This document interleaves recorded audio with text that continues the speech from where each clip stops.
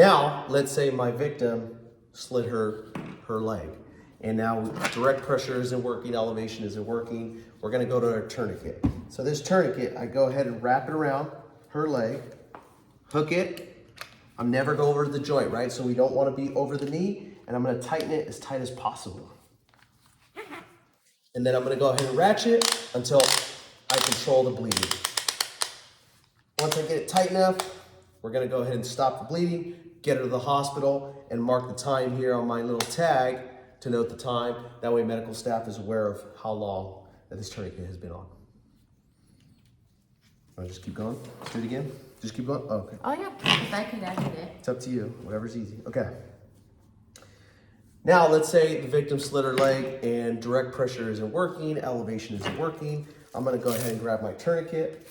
This one, I'm gonna go ahead and secure it right above the wound, approximately 2 inches. We don't wanna go over the knee because then I won't get a proper seal. I'm gonna go ahead and crank it down as hard as I can. Like I said, this is a painful procedure.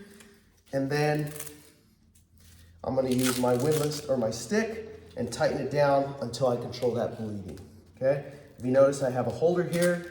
I'm gonna put that stick into the holder once I stop the blood flow, and then this Velcro is gonna wrap around and secure that windlass or that stick from popping out. Also have the time frame here or the clock, so I can note the time that it was placed on her. That way medical staff is aware and how much time they got or when it was applied. Do you want to do that again? I mean, bad. it's fine. No, just you.